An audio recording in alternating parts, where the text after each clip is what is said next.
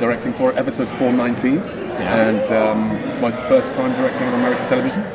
I'm very excited about it, and it's a process that has already kind of illuminated my whole idea of the business. It's been fantastic to kind of do a whole prep work and speak to the props guys, location guys. It's a whole other way of looking at the business, and it's been really exciting. So I'm very excited about it. So how do you think this is going to compare to directing you've done in the past? Well, thank you. It's obviously going to be a lot more action, some special effects, some stunts. It's going to be cool. I'm really very excited about it. As you can see, it's like I can get all the tools out of the toy box and see what I can do with it. So yeah, it's going to be awesome, really awesome.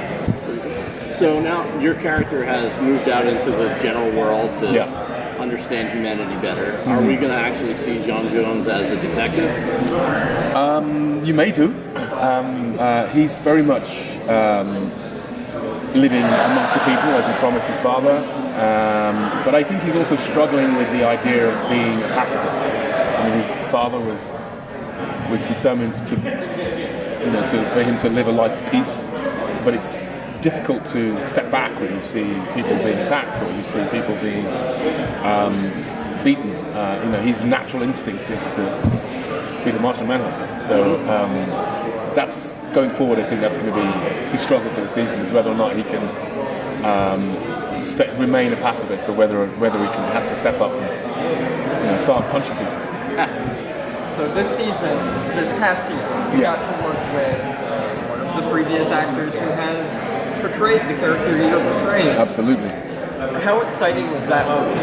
Awesome. I mean, Carl Lumbly is just he's just a wonderful actor. Not only is he a wonderful actor, he's just a wonderful human being. And we got on really well. Really enjoyed my scenes working with him. And knowing that he was the actual voice of J'onn J'onzz in many of the comics, especially because when I was researching the character, I was watching a lot of those comics, and to kind of hear his voice, I was like, oh my god, I've heard your voice before. So it was pretty cool. And I think in between scenes we'd sort of have a Jones off, where we kind of sit there and talk about various powers that the Martian Manhunter has, and it was just great talking to somebody who has just as much knowledge of the character as I did. So it was awesome to work with. Can we look forward to more family moments between the Danvers sisters? You made it. You got the runaround. Sorry, can you ask that question again? Can we look forward to more family moments between the Danvers sisters and J'onn? Oh yes, there's some really tender stuff going on, and I don't think we're ever going to move away from that. I think the fact is that Alex and Kara very much represent his own daughters, and it would be a shame if we ever moved away from that. But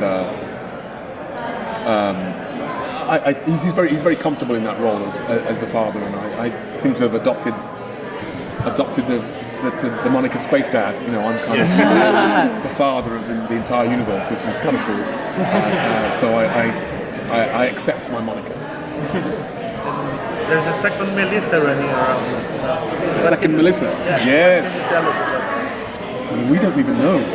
We haven't really got the scripts, and we know that it's a cool idea.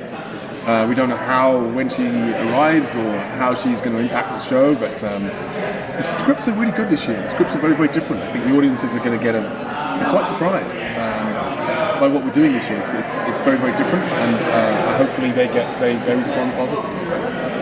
It's not something we've seen before on the show. To piggyback a little off of this question, now that you're no longer working with the Danvers sisters, how does that, your character, not you, how does that affect your character's relationship with them? I don't think he'll ever truly kind of leave them. I mean, he's always got half an eye on them and wants to make sure that they're always safe.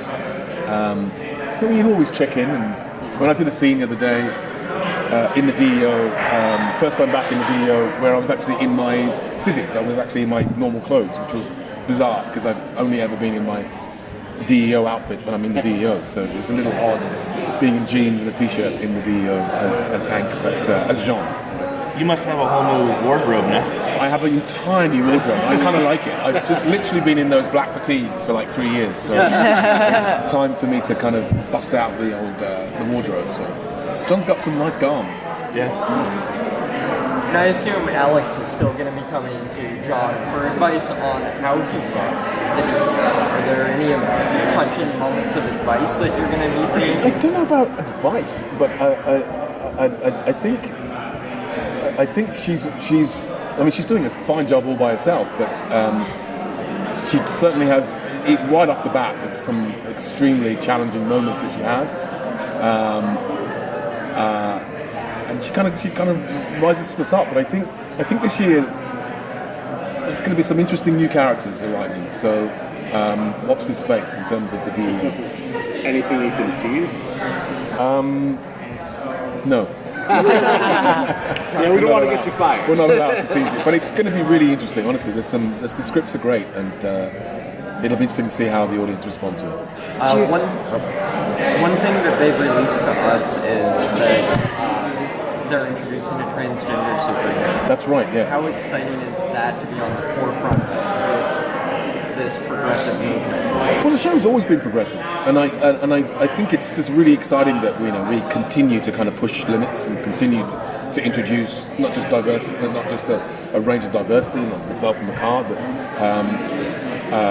and also obviously having Supergirl as our lead, but now to be stepping into the transgender community and pushing them out into the forefront, I think it's just great and very, very exciting, and hopefully brings a great new audience, and she's great. Do you guys know who it is? Yes. She's fantastic, and just been reading a little bit about her on social media, and just looked at her resume and the articles that she's done and the things that she said. She's a force, So it's just really exciting to be working with someone like, am I allowed to say her name? Do you guys know? Yeah. I'm really excited to work with Nicole. I think she's just fantastic. And now I can say it. Really excited to work with her. I think she's going to be a huge addition to the show, and I can't wait to work with her. It's going to be really exciting. If you don't mind, for those of us, not us, but the people at home that will see this later, Nicole, who is she playing? She plays a character called Nia Nal. Okay. Am I supposed to say this? They're going to announce it at the panel. That's embargoed Right. until 4. Yeah. It'll be after the panel. Great. Yeah, she hopefully, I think she's going to be at the panel. So hopefully, she's really awesome. But she plays a character who initially works for James Olsen. And she has a strange. I didn't know she was a superhero, so that's going to be very exciting when she busts out that superhero costume. So it's just really exciting times. We've got a great show, great product, and some really interesting characters. You were going to ask a question? I was going to ask, do you remember what the first line that your character has this new season is? Yes, I do actually. Yes, I'm actually on the phone to Alex. No, that's not right. First line, because we're actually shooting out of sequence right now. Of course, right. So I haven't actually said my first line yet, so I haven't read it yet. So we're doing 3 and 4, and then we'll do 1 and 2. Got it. A little bit bizarre, but it's good. The scripts are great. The scripts are really interesting. I'm really excited to see what people think of it. Is the production a little? I mean, you alluded that you're doing out of order. Is it different because Melissa's not on set? Yeah, we don't have a lead. She's such a great energy and a fantastic focus for the whole production. It just seems a little odd that she's not around. But also, we don't have Jeremy, we don't have Chris Wood this year, so it feels like a very different show. It feels like a very different. I mean, obviously we've got a great family. But it just feels like it's a different energy. So we're looking forward to our boss coming home. I think that's it, right, guys? Happy? Sure. Well, we can talk about. Let's talk about comics. What Martian Manhunter comics have appealed to you? the Tom Mandrake and is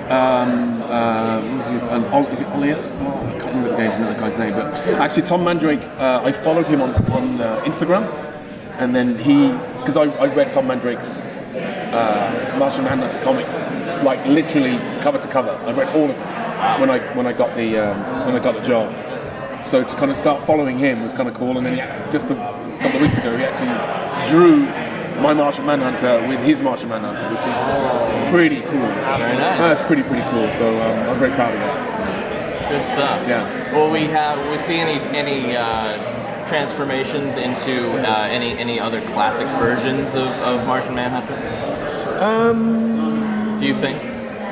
I hope so. You know, I think this is an interesting season because he's not necessarily in the DEO. So I'm looking forward to seeing what he does and where you never see where he lives, you never see where he sleeps. So it's going to be interesting to see Jean cooking. And, just doing domestic things. Sitting at home watching sitting at home Netflix. watching TV, yeah, exactly. Are we gonna see Oreos or chocolates? You know, I did in the very first season. Yes. And I got so sick of them, I knew he was sick, and then they cut it. So hopefully I will try sneaking in some Oreos this season. It's worth going back to it. Maybe some Mars bars. Yeah, Mars bars. That's pretty cool. Yes. A little advertising that is. So could you elaborate on the complexity of the situation in terms of you lost your father, it was a horrible situation in terms of just him losing his memory. You know, you have all of the memories and you're the last. Yeah, hopefully. Yeah. Not We'll hopefully. see. We'll see, yes. Martian Manhunter, I'm going to say hugger because you're a pacifist now. Could you elaborate on the complexity of how that changes your character in terms of just having all of this information and connection and disconnect? That's an interesting question. I think obviously he has a lot more. I'm trying to play him with a lot more depth. It's quite difficult because he's quite a deep guy anyway. But I guess struggling with the ideas of tradition and with what his father was talking about living peacefully. That's going to be a real struggle for John this season. You know, how can you live according to your father's ideals when, you know, at some point you've got to kick some butt. So that's his challenge for this year. But hopefully we won't be seeing the last of Carl Lumby because he's just so great. And there are plans afoot to kind of somehow make it possible that I can communicate with him from beyond because he's now a part of the Earth. So hopefully I can kind of call upon him to kind of when I'm most in need. Hopefully that will be a reality. Yeah, hopefully. Great. Thank you. Yeah, Thank you.